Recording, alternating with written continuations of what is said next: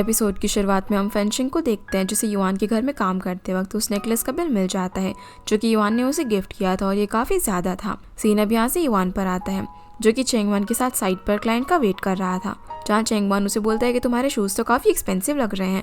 तो वो बताता है कि उसे उसके पेरेंट्स ने दिए हैं। इतने में उनका क्लाइंट वहाँ पर आ जाता है जो बताता है कि मुझे अब वॉल का कलर चेंज नहीं करवाना बल्कि ये वॉल ही तोड़वानी है। ये सुनकर चेंगवन उसे मन ही मन कोसने लग जाता है। काम के बाद युआन को फ़ोन आता है जिस वजह से वो चेंगवन को वहीं पर छोड़कर चला जाता है। लेकिन तभी चेंगवन को याद आता है कि उसकी मेजरिंग टेप युआन के पास ही रह गई है, इसीलिए वो उसके पीछे जाता है, जहाँ वो देखता है कि युआन किसी लेडी को गले लगा रहा था। दूसरी तरफ फेंशिंग युआन का इंतजार करते करते ही सो गई थी। तभी उसे संगशु का कॉल आता है जो उसे कहती है कि मैं तुम्हारे घर में तुम्हारा वेट कर रही हूँ। इसलिए फेंशिंग युआन को कॉल करके बताती है कि मुझे जाना होगा। फिर हम सोंगशु और शायू की बेटी पीनट को देखते हैं जो कि फेंशिंग के पेरेंट्स के साथ डिनर कर रही थी। इतने में फेंशिंग वहाँ पर आती है, जिसे कि सॉन्ग बताती है कि शायू की मदर इन लॉ अभी हॉस्पिटल में है, इसीलिए पीनट मेरे साथ है। फिर रात में जब सोंगशु फेंशिंग के साथ सोने के लिए आती है तो उसकी नज़र युआन के मैसेज पर पड़ती है जिसने लिखा हुआ था कि मैं घर पहुँच गया हूँ और तुम भी कल वेडिंग में एंजॉय करना, मिस यू। ये मैसेज देखकर सोंगशु हैरान हो जाती है। इतने में फेंशिंग वहाँ पर आती है जिससे सॉन्ग जल्दी से फ़ोन छुपा लेती है। दूसरी तरफ युआन घर पहुंचने के बाद देखता है कि फेंशिंग ने उसके घर अच्छे से क्लीन कर दिया था और यहाँ तक कि उसके लिए काफ़ी सारी चीज़ें भी खरीदी थी, जो देखकर वो काफ़ी खुश होते हैं। फिर वो फेंशिंग को मैसेज करके कहता है कि तुमने तो मेरा पूरा घर ही बदल दिया, पर मैं तुम्हें इसके लिए रीपे नहीं कर सकता, इसलिए मैं तुम्हें खुद को सौंप रहा हूँ। जिसका ये मैसेज भी सॉन्ग पढ़ लेती है। तभी उसे फेंशिंग की आवाज़ आती है, इसलिए वो भी सोने की एक्टिंग करने लगती है। अगली सुबह हम देखते हैं कि फेंशिंग इस नेकलेस को वापस करने वाली थी, पर पहले वो लिहाओ की वेडिंग में जाती है, जहाँ उनकी वेडिंग के बाद फेंशिंग की फ्रेंड्स उसे कहती है कि तुम्हें भी अब अपने लिए बॉयफ्रेंड ढूंढ लेना चाहिए, क्योंकि अब सिर्फ तुम्हें हमारे क्लास की अकेली सिंगल रह गई हो। तभी वहाँ पर लिहाओ आता है जो बताता है कि इसका ऑलरेडी एक बॉयफ्रेंड है जो कि इसका कलीग है। इस बात पर फेंशिंग मना करने लगती है कि वो तो उस दिन मजाक कर रहा था, वो बस मेरा इंटर्न है। आगे हम देखते हैं कि फेंशिंग अपने डॉग के साथ पार्क के अंदर बैठी हुई थी और सोच रही थी कि वो युआन को कैसे बताएगी कि उसने उसका दिया हुआ नेकलेस शॉप पर वापस कर दिया। इतने में युआन वहाँ पर आ जाता है जो कि उसे नेकलेस के बारे में पूछता है कि क्या तुम्हें वो पसंद नहीं आया, और मैंने सुना है कि जिसे गिफ्ट पसंद नहीं होते उसे गिफ्ट देने वाला भी पसंद नहीं होता। जिस पर फेंशिंग बोलती है कि ऐसी बात नहीं है, मुझे तुम और गिफ्ट दोनों काफ़ी अच्छे लगे। दूसरी तरफ हम मिनमिन को देखते हैं जो कि क्लास में लेट पहुंचती है, पर केन्यांग उसे नहीं डांटता और जाकर अपनी सीट पर बैठने के लिए कहता है। क्लास के बाद मिनमिन केन्यांग से मिलने के लिए जाती है और उसे कहती है कि मैं आपकी फीलिंग समझती हूँ, हालांकि मैं एज गैप में नहीं मानती, पर आप मेरे टाइप की नहीं हो। इतना कहकर वो यहाँ से चली जाती है, जिसकी बातें सुनकर केन्यांग को कुछ भी समझ नहीं आता और वो सोचता है कि क्या मैं अभी अभी रिजेक्ट हुआ, पर क्यों। सीना फेंशिंग पर आता है जिसे ऑफिस में मिस बाई से पता चलता है कि ओनर इस कंपनी को बेचने वाले हैं, पर फेंशिंग उसे चुप करवा देती है क्योंकि वो सब रूमर्स थे। और कोंगशा भी बोलती है कि जब तक हमें अपनी सैलरी टाइम पर मिल रही है तब तक ओनर कोई भी रहे मिस्टर ली संभाल लेंगे। इसके बाद हम लुमिंग को देखते हैं जो कि अपनी सिस्टर से बोलता है कि मेरे लिए अब कोई भी ब्लाइंड डेट अरेंज मत करवाना, और वो उसे फेंशिंग के बारे में इन्फॉर्मेशन देने लग जाता है। इतने में वहाँ फेंशिंग के डैड से उनका डॉग छूट जाता है जिनकी हेल्प लुमिंग करता है। इसका मतलब वो यहाँ पर फेंशिंग के डैड को इम्प्रेस करने के लिए आया था। फिर लुमिंग उन्हें उनके घर तक छोड़ने के लिए चाहता है ताकि डॉग फिर से कहीं पर भाग ना जाए। अब जब वो सोसाइटी में पहुंचते हैं तो लुमिंग कहता है कि मेरी एक फ्रेंड भी यहीं पर रहती है जिसका नाम फेंशिंग है। दूसरी तरफ हम फेंशिंग को देखते हैं जो कि इस ज्वेलरी शॉप पर फ़ोन करके फिर से वो नेकलेस वापस मांगती है, पर वो बताते हैं कि वो पहले ही बिक चुका है और ये डिज़ाइन भी आउट ऑफ स्टॉक है। ये सुनकर वो काफ़ी परेशान हो जाती है क्योंकि अगर युआन को पता चला कि उसका गिफ्ट वापस कर दिया उसने तो उसे काफ़ी बुरा लगेगा। वहीं लुमिंग फेंशिंग के पेरेंट्स के साथ उनके घर में बैठा हुआ था, जहाँ मामू से पहचान जाती है कि ये वही ब्लाइंड डेट वाला फ्रेंड है जिसकी फेंशिंग बात कर रही थी। लुमिंग यहाँ पर उसकी काफ़ी तारीफ करने लग जाता है कि फेंशिंग को उसका इतना अच्छा बिहेवियर ज़रूर आप ही लोगों से मिला होगा, जिसकी ये बात सुनकर तो मॉम उससे और भी ज़्यादा इंप्रेस हो जाती है और उसका नंबर भी ले लेती है ताकि वो खाने पर उसे बुला सके। तभी फेंशिंग घर वापस आ जाती है जो कि लुमिंग को यहाँ पर देखकर काफ़ी हैरान थी। मॉम और फेंशिंग को लुमिंग को ड्रॉप करने के लिए कहती है, जिनके जाने के बाद डैड मॉम से कहते हैं कि फेंशिंग और लुमिंग सिर्फ अच्छे दोस्त हैं और वैसे भी लुमिंग किसी और को पसंद करता है, इसलिए तुम्हें उनके साथ होने के बारे में नहीं सोचना चाहिए। पर मॉम नहीं मानती और पूछती है कि अगर उनकी दोस्ती प्यार में बदल गई तो आखिर इसमें गलती क्या है। वहीं हम फेंशिंग को देखते हैं जिससे लुमिंग पूछता है कि तुम जब वापस आई थी तो इतनी उदास क्यों थी, जिस पर वो बताती है कि मेरे बॉयफ्रेंड ने मुझे एक नेकलेस दिया था जिसे मैंने शॉप पर रिटर्न कर दिया, पर अब वो मुझे वापस चाहिए लेकिन वो मिल नहीं रहा। जिसकी ये बात सुनकर लुमिंग कहता है कि ऐसा कौन करता है। तो फेंशिंग बताती है कि वो नेकलेस 4000 युआन का था जो कि उसकी सैलरी से काफ़ी ज़्यादा था और इतना महंगा गिफ्ट लेकर मुझे अच्छा नहीं लग रहा था। लुमिंग बोलता है कि तो फिर अब तुम्हें वो वापस क्यों चाहिए, जिस पर फेंशिंग बोलती है कि मैंने जब उसे नेकलेस वाली बात बतानी चाहिए तो उसका चेहरा देखकर उसे बता नहीं पाई।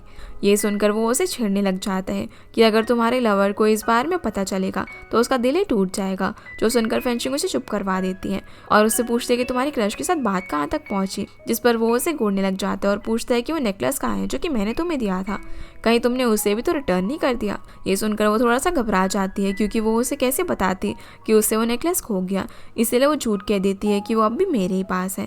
पर वो उसे फिर वापस टॉपिक पर आने के लिए कह देती है तो लुमिंग बताता है कि वो तो मुझे नोटिस भी नहीं करती, फिर चाहे मैं कुछ भी कर लूँ। तो फेंशिंग उसे समझाती है कि वो बस अभी एक ही लड़के के बारे में सोच रही है जो कि उसका बॉयफ्रेंड है, इसलिए तुम्हें अपने टाइम का इंतजार करना चाहिए। अगले दिन हम सॉन्ग को देखते हैं जिसे कैंपस के फोरम पर मिनमिन की फोटो दिखती है जो कि अपने अंकल के साथ कार से जा रही थी।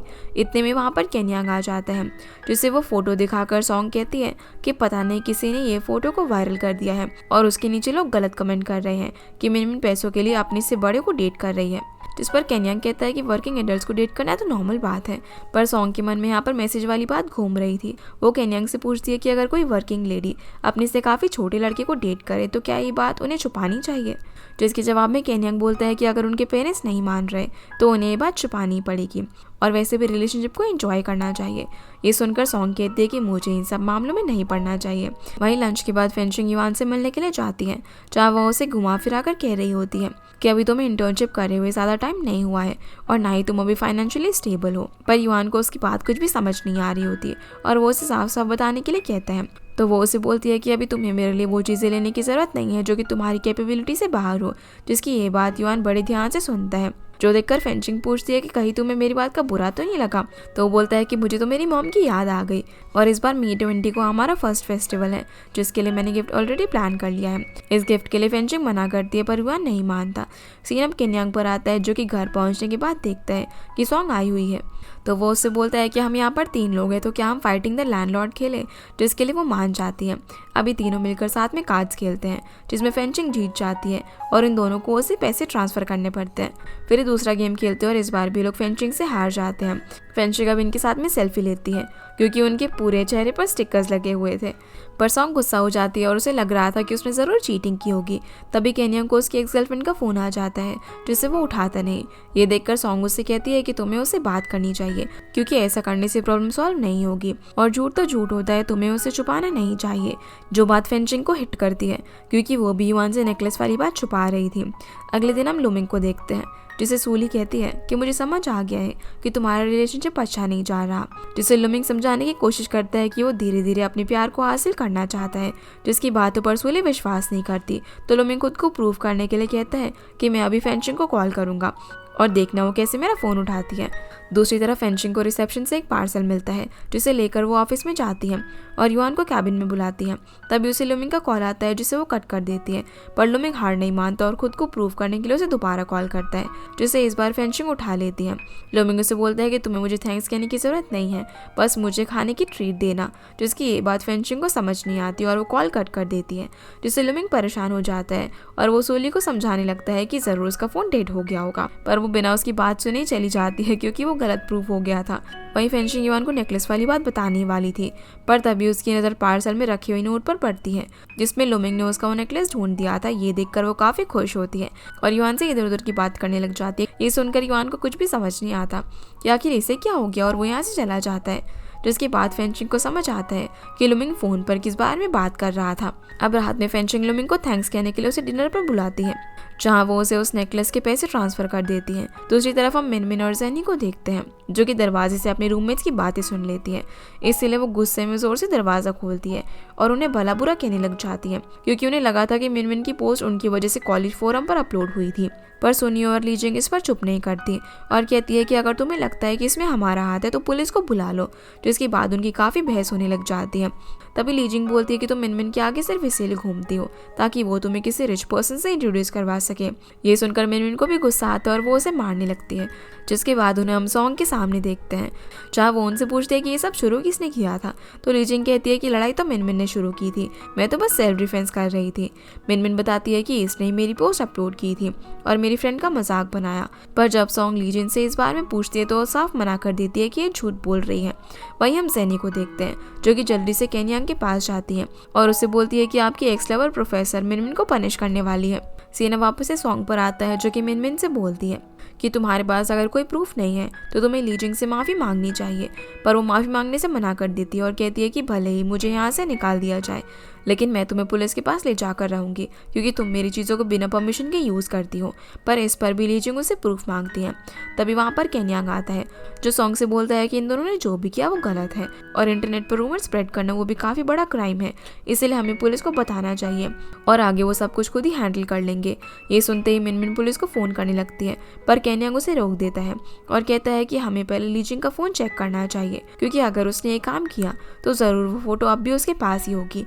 ये सुनकर ली जिंग घबराने लगती है और वहीं पर बैठकर रोने लग जाती है, जिसका मतलब उस पोस्ट के पीछे इसी का हाथ था। सीन अब युआन पर आता है जो कि अपने क्लाइंट से मिलने के लिए जा रहा था।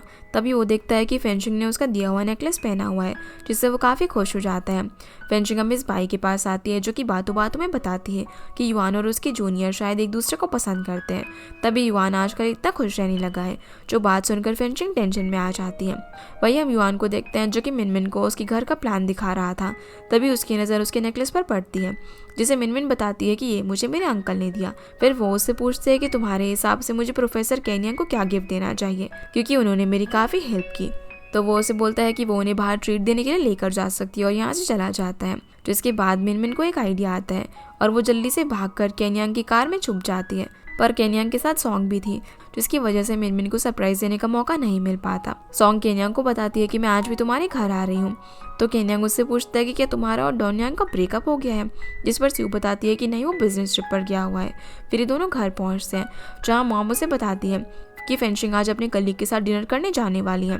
तो केन्यांग उससे अपने साथ वॉक पर चलने के लिए कहता है, जिसके लिए वो मान जाती है। वही बेसमेंट की पार्किंग में हम मिनमिन को देखते हैं जो कि कार में लॉक हो चुकी थी और ना ही वहाँ पर फ़ोन का सिग्नल आ रहा था। इसलिए वो कार में रखे सामान से विंडो तोड़ने की कोशिश करती है, पर इस सब का कोई फ़ायदा नहीं होता। सीन अब शिफ्ट होता है और हम फेंशिंग को देखते हैं जो कि युआन के साथ उसके घर पर आई हुई थी। युआन नहाने के लिए चला जाता है जहाँ वो उसे टावल मांगता है। वो उसे टावल देकर पूछती है कि आज साइट से वापस आने में तुम्हें इतना टाइम कैसे लग गया। तो युआन बताता है कि वो क्लाइंट से मिलने के लिए गया था, पर फेंशिंग को उस पर यकीन नहीं हो रहा था और वो सच बताने के लिए कहती है। तभी युआन बाहर आ जाता है और बताता है कि मैं अपनी जूनियर से मिलने के लिए गया था। ये सुनकर फेंशिंग उस पर गुस्सा हो जाती है क्योंकि उसकी जूनियर ने कहा था कि वो उनके ब्रेकअप होने तक उसका वेट करेगी। तो युआन उसे रोक लेता है और पूछता है कि क्या तुम मुझसे जेलस हो रही हो, और वैसे तुमने तो अपने ब्लाइंड डेट को अपने बेस्ट फ्रेंड बना लिया, कहीं वो तुम्हारे प्यार में ना पड़ जाए। फेंशिंग बताती है कि ऐसा नहीं है और वैसे भी वो किसी और को पसंद करता है। सीन अब केन्यांग और सॉन्ग पर आता है जो कि डॉग को पकड़ने के लिए उसके पीछे भाग रहे थे, पर डॉग भागते हुए युआन के घर के पास आ जाता है। तभी केन्यांग बताता है कि मैं हमारे डॉग के साथ युआन की डॉग को भी वॉक पर ले जाता था, इसीलिए शायद ही यहाँ पर आ गया होगा। इसलिए वो युआन को फ़ोन लगाता है, पर युआन बोलता है कि मैं अभी अपनी डेट के साथ हूँ और कॉल कट कर देता है। पर तभी केन्यांग देखता है कि उसकी घर की लाइट्स ऑन है, इसका मतलब वो ज़रूर अपनी गर्लफ्रेंड के साथ था। इसीलिए वो अपनी डॉग को सॉन्ग को देकर युआन की गर्लफ्रेंड को देखने के लिए चला जाता है, जो देखकर सॉन्ग फटाफट से फेंशिंग को मैसेज करती है कि मैं तुम्हें सब कुछ बाद में एक्सप्लेन करूंगी, पर पहले तुम जल्दी से छुप जाओ क्योंकि केन्यांग ऊपर आ रहा है। पर फेंशिंग वो मैसेज पढ़ ही नहीं पाती। इतने में केन्यांग दरवाज़ा नॉक करता है, जिसकी आवाज़ सुनकर वो काफ़ी घबरा जाते हैं और फेंशिंग जल्दी से उसकी रूम के अंदर छुप जाती है। युआन अब दरवाज़ा खोलता है और कोशिश करता है कि केन्यांग को वहीं से भेज दे, पर वो अंदर आ जाता है और बेडरूम में जाने लगता है, लेकिन युआन उसका रास्ता रोक देता है, जिस पर केन्यांग कहता है कि अगर कोई तुम्हारे घर में नहीं है तो तुम मुझे अंदर क्यों नहीं जाने दे रहे। इधर सॉन्ग फेंशिंग के लिए काफ़ी घबरा रही थी, इसलिए वो उसे फ़ोन कर देती है, जिसकी रिंगटोन केन्यांग सुन लेता है और फ़ोन ढूंढने लगता है, पर युआन उसे फिर से रोकता है। केन्यांग बोलता है कि ज़रूर वो लड़की कोई तो है जिसे मैं जानता हूँ, और वो जल्दी से बेडरूम की तरफ भागता है, पर युआन फिर से उसे पकड़ लेता है, जो सब कुछ देखने में काफ़ी फ़नी था। तभी केन्यांग को सॉन्ग का कॉल आ जाता है जो बताती है कि डॉग फिर से भाग गया, इसलिए केन्यांग वहाँ से चला जाता है, जिसके जाने पर युआन फेंशिंग को बाहर बुलाता है। और जब फेंशिंग फ़ोन चेक करती है तो उसमें युआन को मैसेज देखकर समझ जाती है कि उसे उसके लव के बारे में पता चल गया है। अब जब फेंशिंग घर पहुंचती है तो सॉन्ग उसका वेट कर रही थी, जिससे वो पूछती है कि तुम्हें इसके बारे में कब पता चला। सॉन्ग बताती है कि एक दिन मैं गलती से तुम्हारा मैसेज पढ़ लिया था। फेंशिंग बोलती है कि कितना अजीब है ना ये कि मैं अपने भाई के स्टूडेंट को डेट कर रही हूँ। सॉन्ग उसे बोलती है कि जब तक तुम खुश हो और कुछ भी मैटर नहीं करता। फेंशिंग बोलती है कि कहीं मैं इसे सीक्रेट रख के गलती तो नहीं कर रही ना, जिसे सॉन्ग समझाती है कि तुम्हें इसके बारे में नहीं सोचना चाहिए और मैं तुम्हारे लिए काफ़ी खुश हूँ। ये सुनकर फेंशिंग को अच्छा लगता है और वो उसे ये बात शाओ से छुपाने के लिए कहती है। दूसरी तरफ हम केन्यांग को देखते हैं जो कि कार से सामान उतारने के लिए जैसे ही दरवाज़ा खोलता है तो उसके अंदर मिनमिन सो रही थी, वो उसे देखकर घबरा जाता है और पूछता है कि कार तो लॉक थी तो तुम अंदर कैसे आई। इतने में वो रोना शुरू कर देती है। इसके बाद हम देखते हैं कि केनियांग अपनी मॉम से खाना लेने के लिए जाता है और अपने रूम में लाकर उसे मिनमिन को देता है, जिसे वो जल्दी खा लेती है। मिनमिन उसे बोलती है कि इसका मतलब प्रोफेसर सॉन्ग आपकी सिस्टर की बेस्ट फ्रेंड है। जो सुनकर केनियांग पूछता है कि तुम ये बात सबको क्यों बता रही हो कि सॉन्ग मेरा फर्स्ट लव थी। तो वो बोलती है कि अरे मैंने तो सिर्फ जेनिन को बताया जो कि मेरी बेस्ट फ्रेंड है। और वो फ्रिज से ड्रिंक लेने के लिए जाने लगती है, पर केनियांग उसे वापस जाने के लिए बोलता है। तो वो अपना उदास चेहरा बनाकर उसे देखने लगती है, क्योंकि इस टाइम तक उसका डॉम बंद हो जाता है, इसीलिए अब उसे रात वहीं पर बितानी पड़ती है। अगली सुबह हम देखते हैं कि मिनमिन केनियांग के वॉशरूम के अंदर ब्रश कर रही थी, तभी फेंचिंग वहाँ पर आ जाती है। इसलिए वो जल्दी से मिनमिन को वॉशरूम के अंदर बंद कर देता है। फेंचिंग यहाँ पर उससे उसका इलेक्ट्रिक रेजर मांगती है, तो केनियांग झूठ बोल देता है कि वो तो मुझे काफी टाइम से नहीं मिल रहा। फेंचिंग बोलती है कि तुम्हें तो कुछ भी याद ही नहीं रहता, वो मैंने वॉशरूम के कैबिनेट में रखा हुआ है। जिनकी ये बातें सुनकर मिनमिन अंदर से हंस रही थी। तभी फेंचिंग वॉशरूम जाने लगती है, पर केनियांग उसे पकड़ के युआन की बात बताने लग जाता है कि कैसे उसने उसकी गर्लफ्रेंड को ऑलमोस्ट पकड़ लिया था जब वो नहा रहा था। पर फेंचिंग उसे चुप करवा देती है और कहती है कि वो नहा रहा था, इसका ये मतलब नहीं है कि उनके बीच कुछ हुआ हो, और वो गुस्से में वहां से चली जाती है। तभी पीछे से मिनमिन आती है और उसे डराते हुए पूछती है कि क्या तुमने युआन की गर्लफ्रेंड को देखा है, वो कैसी दिखती है। दूसरी तरफ हम फेंचिंग को देखते हैं, जो कि अच्छे से रेडी होने के बाद युआन के घर जाती है, जहाँ वो उसे देखकर सोचती है कि हमारी पिछली डेट लड़ाई करते हुए खत्म हो गई थी। अब यहाँ से हम देखते हैं कि जब फेंचिंग ने सॉन्ग का मैसेज पढ़ा था तो वो काफ़ी घबरा गई थी। जिसे इतना घबराता हुआ देखकर युआन उसके पास बैठता है और उसे समझाता है कि ये अच्छी बात है कि उसे पता चल गया, क्योंकि कभी ना कभी तो उन्हें पता चलना ही था। पर फेंचिंग काफ़ी ज़्यादा घबराई हुई थी। वो कह देती है कि हमें जल्दी से ब्रेकअप कर लेना चाहिए। ये सुनकर युआन बोलता है कि इसका मतलब तुम इस सब के लिए पहले से ही प्रिपेयर हो, और वो गुस्से में रूम में चला जाता है। जिसके बाद डेट पर जाने पर भी युआन का मूड अच्छा नहीं था, इसलिए वो फेंचिंग से बोलते हैं कि हमें इस मोमेंट के बारे में भूल जाना चाहिए और मैं तुमसे कल मिलूंगा। सीन प्रेजेंट में आता है, जहाँ पर फेंचिंग ब्रेकफास्ट लगाई रही थी। तभी युआन उसे पीछे से आकर हक कर लेता है और कहता है कि मुझे साइट पर काम है। तो फेंचिंग उसे किस करके किचन में कॉफ़ी बनाने के लिए आती है, जहाँ पर उसे एक परफ्यूम की स्मेल आती है। अब युआन जब रेडी होने के बाद जा ही रहा था तो फेंचिंग उससे अपने फेवरेट केक लाने के लिए कहती है, जिसके बाद फेंचिंग ग्लव्स और मास्क डालकर सफाई के लिए तैयार हो जाती है। सीन अब मिनमिन पर आता है, जो कि जेनी को बताती है कि प्रोफेसर केनियांग ने युआन की गर्लफ्रेंड को उसके घर पर देखा था। जो बात सुनकर वो उससे कहती है कि युआन का घर पास में ही है, और अगर वो लिव इन रिलेशनशिप में है तो उसकी गर्लफ्रेंड घर पर ही होगी, इसलिए हमें जाकर देखना चाहिए कि उसकी गर्लफ्रेंड आखिर दिखती कैसी है। सीना फेंचिंग पर आता है, जो कि घर की सफाई कर रही थी। इसी बीच लिफ्ट में मिनमिन युआन की गर्लफ्रेंड को देखने के लिए आ रही थी, और जब फेंचिंग दरवाज़ा खोलती है तो वो तीनों उसे फेंचिंग की मेड समझ लेते हैं और उसे बताते हैं कि हम युआन के फ्रेंड्स हैं, जिन्हें फेंचिंग अंदर नहीं आने देना चाहती थी। पर वो ज़बरदस्ती अंदर आ जाते हैं और वहीं पर बैठकर युआन का इंतजार करने लगते हैं। इसलिए फेंचिंग किचन में जाकर ये सारी बात युआन को बताती है कि उसके फ्रेंड्स यहाँ पर आए हुए हैं, पर अच्छी बात यह है कि उन्होंने मुझे तुम्हारी मेड समझ लिया है। अब वो उसे जल्दी से वापस आने के लिए कहती है। इसके बाद फेंचिंग सभी के लिए चाय लेकर आती है, जिसे सभी लोग मैम कहते हैं। ये सुनकर फेंचिंग गुस्से में किचन में जाकर काम करने लगती है। थोड़ी देर बाद युआन भी वापस आ जाता है, जिसे देखकर वो बताते हैं कि हम तुम्हें सरप्राइज देने के लिए आए हैं।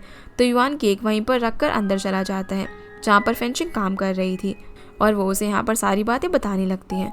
युआन कहता है कि तुमने उनसे ये क्यों नहीं कहा कि तुम मेरी गर्लफ्रेंड हो ना कि मेड, क्योंकि अगर मैं उन लोगों को बाद में ही बताऊंगा तो ये कितना अजीब लगेगा।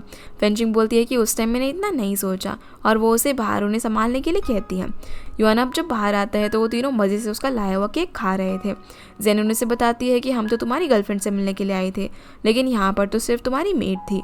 जिस पर युआन उससे पूछता है कि तुम प्रोफेसर केनियांग से कब मिली, तो जेनिन बता देती है कि मिनमिन प्रोफेसर के साथ कल उनके घर पर थी। जिस बात पे अंदर से कुछ गिरने की आवाज़ आती है। मिनमिन बोलती है कि वैसे तो ये काफ़ी लंबी कहानी है, पर मुझे ऐसा लगता है ना कि केनियांग मुझे पसंद करता है। ये सुनकर अंदर से और भी कुछ गिरने की आवाज़ आती है, क्योंकि फेंचिंग को ये सब सुनकर शौक लग रहा था कि उसका भाई ऐसी हरकतें कर रहा है। मिनमिन बोलती है कि जब मैं वॉशरूम में छिपी हुई थी तो प्रोफेसर की बहन वहाँ पर आ गई थी, जिनको रेजर चाहिए था। तभी फेंचिंग बाहर आ जाती है, जिसे केनियांग सर्व करने के लिए कहती है, पर युआन उसे वापस से घर भेज देता है, क्योंकि उसे अच्छा नहीं लग रहा था कि वो उसके सामने ये काम करे। युआन भी उसके पीछे जाकर उसे लिफ्ट में किस कर देता है और बोलता है कि मैंने डिसाइड कर लिया है कि मैं इंटर्नशिप छोड़ दूंगा और अपने रिलेशनशिप को अनाउंस करूंगा। जो सुनकर फेंचिंग कहती है कि ये सही टाइम नहीं है। पर युआन नहीं मानता और कहता है कि मैं तुमसे प्यार करता हूँ, इसमें कुछ भी गलत नहीं है। तभी लिफ्ट खुल जाती है और फेंशिंग बोलती है कि जैसे तुम्हें ठीक लगे वैसा करो, और फिर वो जल्दी से यहाँ से भाग जाती है। जिसके बाद हम चैंगवान, कोंगशा और कुंग कुंग को देखते हैं जो कि साथ में घूमने के लिए गए हुए थे। चैंगवान उन्हें इंटरनेट कैफे में चलकर गेम खेलने के लिए कहता है, पर कोंगशा मना कर देती है क्योंकि उसे अपने ब्लाइंड डेट के साथ बैडमिंटन खेलने जाना था।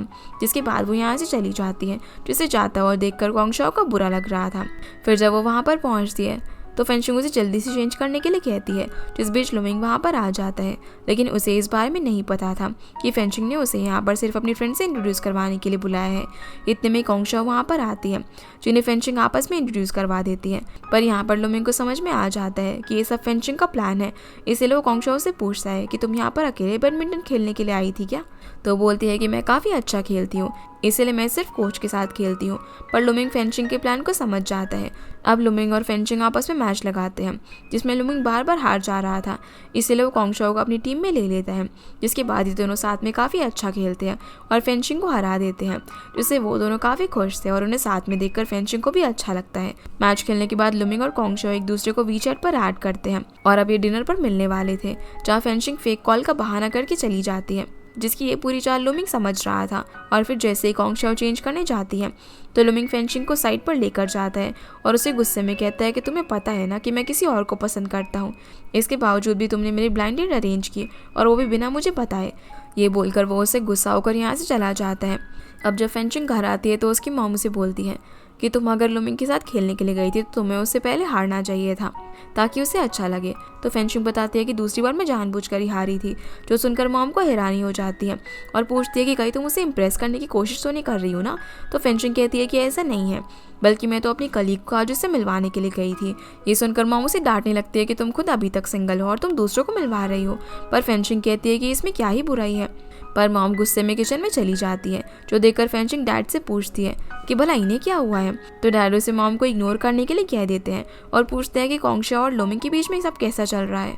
फेंशिंग बताती है कि कोंगशा तो काफ़ी एक्साइटेड थी, पर लुमिंग को ये मीटिंग पसंद नहीं आई और वो मुझसे नाराज़ हो गया। तभी मॉम आती है और कहती है कि वो एक जेंटल पर्सन है। फेंशिंग अब यहाँ पर उनसे केन्यांग के बारे में पूछती है, जिस पर डैड बताते हैं कि युआन उससे कुछ बात करना चाहता था, इसीलिए वो उसे मिलने के लिए गया है। ये सुनकर फेंशिंग शॉक हो जाती है, क्योंकि युआन ने उसे लिफ्ट में कहा था कि वो उनकी रिलेशनशिप को पब्लिक करना चाहता है और उसे लग रहा था कि युआन ने केन्यांग को उनके बारे में बात करने के लिए बुलाया है, इसलिए वो जल्दी से यहाँ से चली जाती है। इधर युआन केन्यांग के साथ एक रेस्टोरेंट में होता है, जहाँ पर केन्यांग उसकी बातें सुनने के बाद कहता है कि अगर तुम्हारी गर्लफ्रेंड रिलेशनशिप को सीक्रेट रखना चाहती है तो ज़रूर उसका एक और बॉयफ्रेंड होगा। जिस पर युआन बोलता है कि वो ऐसी नहीं है, बल्कि वो मुझसे बड़ी है। तभी फेंशिंग वहाँ पर आ जाती है और उनसे पूछते हैं कि तुम किस बारे में बात कर रहे हो।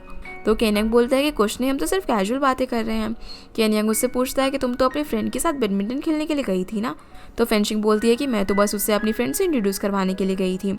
इसके बाद फेंशिंग ड्रिंक करने लगती है, तो युआन उसे खुद सर्व करता है, जो देखकर केन्यांग कहता है कि तुम मेरे कितने अच्छे स्टूडेंट हो। अब यहाँ पर बातों ही बातों में केन्यांग उसे बोलता है कि तुम फेंशिंग से रिलेशनशिप एडवाइस ले लो, क्योंकि वो भी तो एक वुमेन ही है, जिसके लिए युआन साफ मना कर देता है। पर फेंशिंग को कोई भी एतराज़ नहीं था। दूसरी तरफ हम मिनमिन को देखते हैं, जो कि काफ़ी परेशान थी। तभी लुमिंग वहाँ पर आ जाता है, जो कि उसे इस हालत में देखकर उसकी उदासी का कारण पूछता है। तो बताती है कि आज मैं युआन के घर सरप्राइज विजिट करने के लिए गई थी ताकि मैं उसकी गर्लफ्रेंड को देख सकूँ, पर वहाँ पर सिर्फ उसकी मेड थी। तभी मिनमिन को कुछ रियलाइज़ होता है और वो काफ़ी टेंशन में आकर लुमिंग से कहती है कि अगर आपके साथ ऐसा होता तो इसका क्या मतलब है। लुमिंग बोलता है कि कोई भी अपना घर अपनी मेड के भरोसे छोड़कर नहीं जाता, जो बात मिनमिन भी समझ जाती है कि जिसे उन्होंने युआन की मेड समझा था वही उसकी गर्लफ्रेंड थी, और वो रोने लग जाती है। इतने में उसे फेंशिंग की मॉम का कॉल आता है। सीन अब युआन और फेंशिंग पर आता है, जो कि रिलेशनशिप को लेकर अपने पॉइंट ऑफ व्यू एक दूसरे के सामने रख रहे थे, पर वो तो यहाँ पर लड़ना शुरू कर देते हैं, जिन्हें बाकी सभी देख रहे थे। तो केन्यांग उन्हें शांत करवाता है और कहता है कि अगर तुम्हारी गर्लफ्रेंड भी फेंशिंग की तरह है तो ज़रूर वो तुम्हें पसंद नहीं करती। जिस पर युआन कहता है कि तुम्हारी बात में पॉइंट है। पर फेंशिंग ये सुनकर गुस्सा हो जाती है और कहते हैं कि जब तुम उसे जानते ही नहीं तो भला ऐसा कैसे कह सकते हो। इसके बाद वो लड़ाई करने के लिए गेम खेलते हैं, जिसमें हारने वाले को ड्रिंक करना होगा। इस गेम में बार बार फेंशिंग हार रही थी और उसे इतनी ज़्यादा ड्रिंक कर ली थी कि उससे खड़ा भी नहीं हुए जा रहा था। जिस बीच केन्यांग को उसकी एक्स गर्लफ्रेंड का मैसेज आता है, जो कि शॉप के बाहर थी। ये देखकर केन्यांग परेशान हो जाता है और उसे मिलने के लिए जाता है। फिर जब फेंशिंग वापस आती है तो युआन उसका हाथ पकड़कर उसे बताता है कि मैं यहाँ पर तुम्हारे भाई को कुछ बताने नहीं बल्कि उसके साथ डिनर करने के लिए आया था। पर फेंशिंग ड्रंक होने की वजह से अजीब हरकतें करने लगती है और उससे कहती है कि तुम्हें जो करना है वो करो, अगर तुम्हें रिलेशनशिप पब्लिक करना है तो कर दो, मुझे किसी से डर नहीं लगता। इतना कि अगर वो सभी के सामने उसे किस करने लगती है। अब अगली सुबह जब फेंशिंग उठती है तो उसे याद आता है कि उसने पिछली रात क्या हरकतें की थी, लेकिन उसके आगे क्या हुआ था उसे कुछ भी याद नहीं था, जिससे वो और भी ज़्यादा परेशान हो जाती है। फिर जब वो बाहर आती है तो देखती है कि उसकी मॉम ने लुमिंग को ब्रेकफास्ट पर बुलाया था, जिसके बाद ही सभी लोग मिलकर ब्रेकफास्ट करते हैं, जहाँ लुमिंग उनके हाथ के खाने की काफ़ी तारीफ करता है, पर वो फेंशिंग को अवॉइड कर रहा था। इसीलिए ब्रेकफास्ट के बाद वो लुमिंग से माफ़ी मांगती है कि उसने उसे अपनी कलीग से मैच करवाने की कोशिश की, पर लुमिंग उसे माफ़ नहीं करता। फेंशिंग उसे बोलती है कि मैं जब भी कुछ अच्छा करने के लिए जाती हूँ तो हमेशा कुछ न कुछ बुरा हो जाता है और वो अपसेट होती है। अब जब लुमिंग बाहर आ जाता है तो वो खुद से कहता है कि मैं फ्यूचर में तुम्हें कभी इतना दुखी नहीं रहने दूंगा और ना ही तुम पर अपनी ट्रिक्स यूज़ करूँगा। सीन अब कॉन्गशॉ पर आता है, जिसे रिसेप्शनिस्ट पूछती है कि तुम्हारी डेट कैसी रही, तो वो बताती है कि सब कुछ बढ़िया रहा।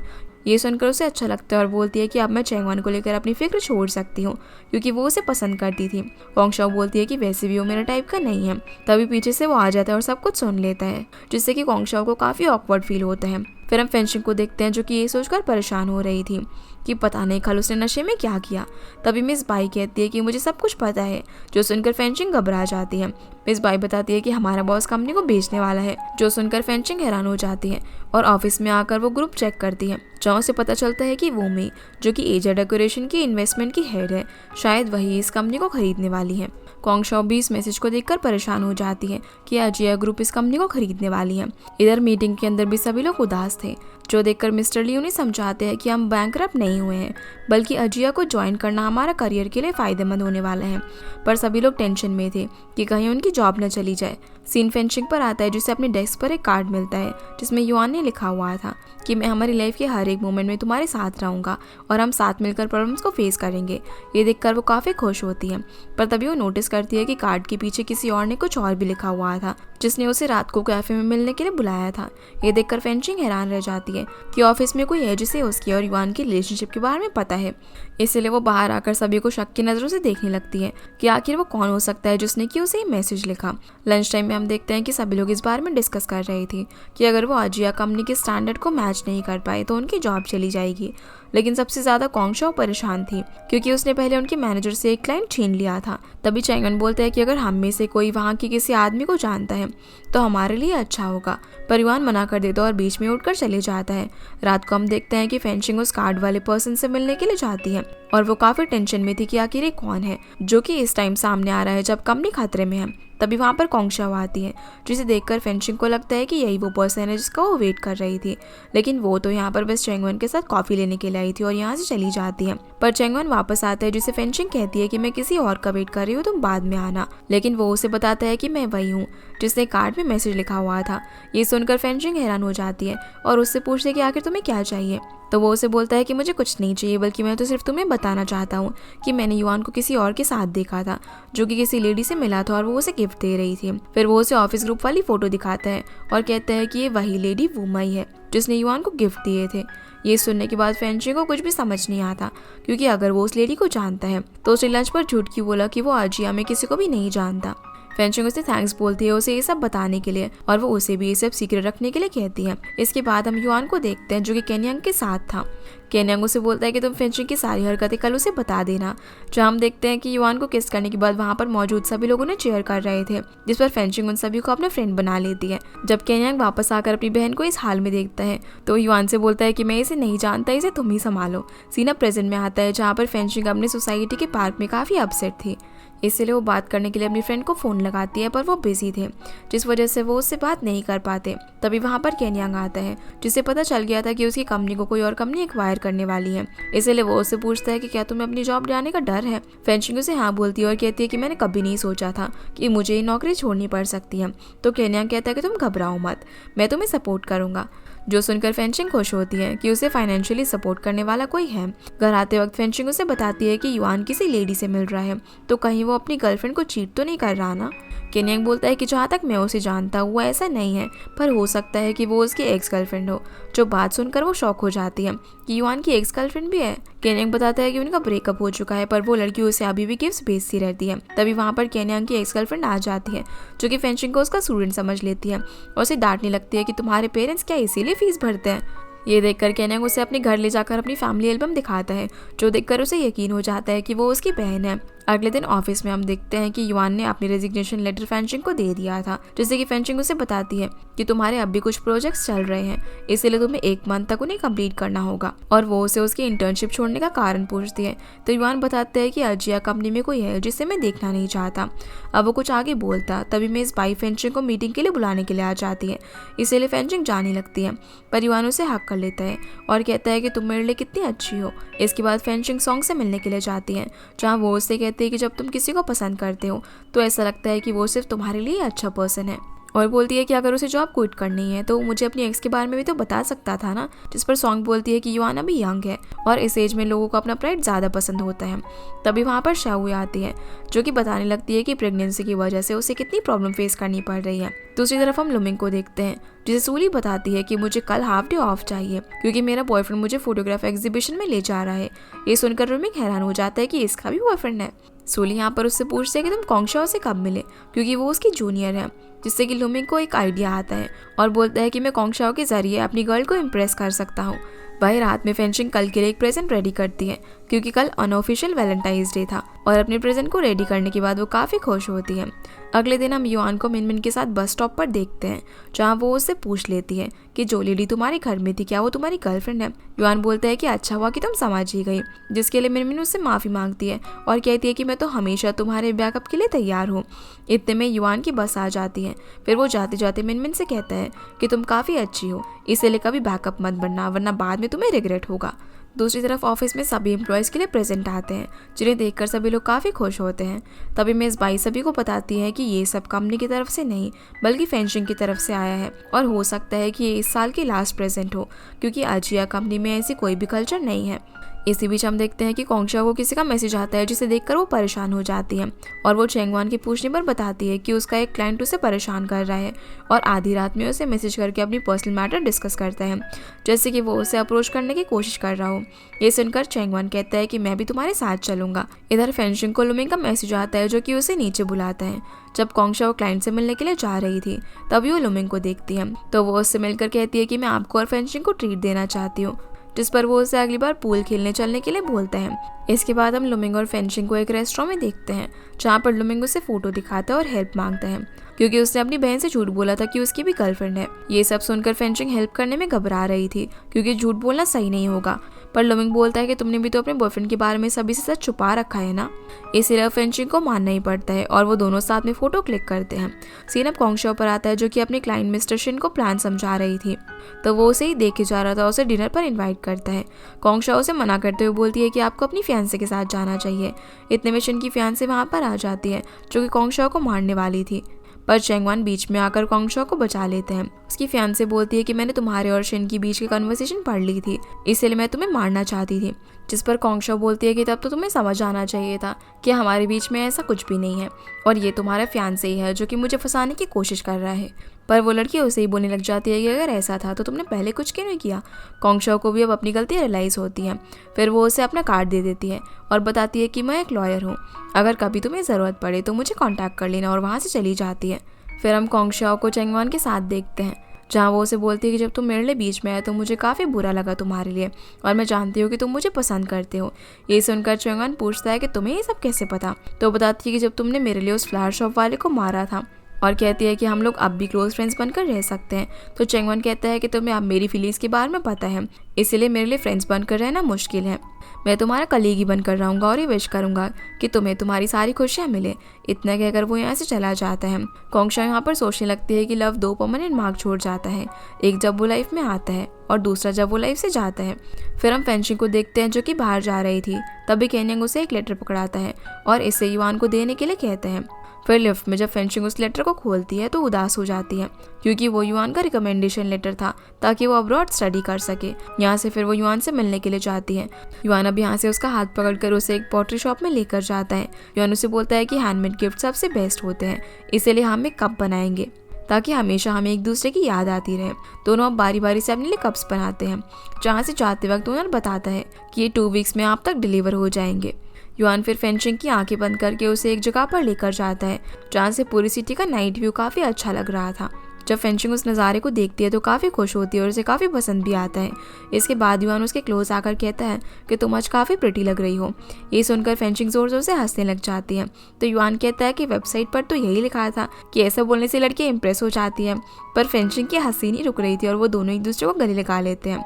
जिस पर फेंशिंग कहती है कि तुमने मेरी वो सारी विशेष पूरी कर दी जो कि मैंने लव के बारे में सोची थी, इसीलिए मुझे अब कोई भी रिग्रेट नहीं है। ये सुनकर युआन को अच्छा लगता है और वो बोलते हैं कि अभी अपनी विशेष बचा कर रखो। पर फेंशिंग बोलती है कि अगर फ्यूचर में हमारा ब्रेकअप हुआ तो तुम मुझे कर्ज देना कि मैं कभी खुश ना रहूं, ताकि इसी बहाने हमें एक दूसरे की याद आए। जो सुनकर युआन बोलता है कि ये कितनी बकवास रिक्वेस्ट है तुम्हारी। फेंशिंग अब यहाँ पर उसे उसका लाया हुआ प्रेजेंट देती है, जिसके बाद वो एक दूसरे के साथ एंजॉय करते हुए घर चले जाते हैं। अगले दिन युआन उठता है तो देखता है कि फेंशिंग जा चुकी है, पर उसने एक लेटर छोड़ा हुआ था जिसमें उसने उसके ओरल एग्जाम के लिए उसे बेस्ट विशेष दी थी। दूसरी तरफ ऑफिस में हम देखते हैं कि कोंगशाओ और चेंगवान एक दूसरे को देखकर ऑकवर्ड हो जाते हैं और ठीक से बात भी नहीं करते। तभी क्वीन कोंगशाओ को क्लाइंट से मिलने के लिए बुलाती है, इसीलिए वो यहाँ से चली जाती है।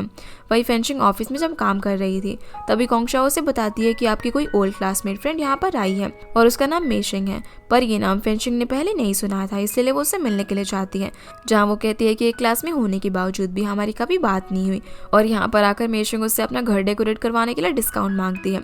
जो देखकर फेंशिंग कोंगशाओ को बुलाती है और उसे सब कुछ एक्सप्लेन करने का कहकर यहाँ से चली जाती है। जिसके बाद वो कोंगशाओ से फेंशिंग के बॉयफ्रेंड के बारे में पूछती है, पर कोंगशाओ बताती है कि उसका कोई भी बॉयफ्रेंड नहीं है। लंच टाइम में कोंगशाओ फेंशिंग से कहती है कि क्या लुमिंग ने मेरे बारे में बात की, तो फेंशिंग बताती है कि उसकी नज़र में तुम एक अच्छी लड़की हो, पर तुम्हें मिलवाने के चक्कर में मैं अब उससे नजरें नहीं मिला पा रही। कोंगशाओ बोलती है कि मैंने लुमिंग से वादा किया था कि हम लोग पूल खेलने के लिए जाएंगे, इसलिए तुम्हें मेरे साथ चलना होगा, जिसके लिए फेंशिंग मना करती है। पर वो उसे समझा देती है कि अगर तुम मेरे साथ रहोगी तो अच्छा रहेगा और तुम उसके सामने मेरी तारीफ करना, जिनकी ये सब बातें चेंगवान सुन रहा था। इसी के साथ ये एपिसोड यहीं पर ख़त्म हो जाता है। तो गाइस ये थे आज के वीडियो एंड होप आप लोग को ये वीडियो पसंद आई होगी, तो इस वीडियो को लाइक कर चैनल को सब्सक्राइब जरूर कीजिएगा। आपसे मिलते हैं अगले एपिसोड में, तब तक के लिए गुड बाय।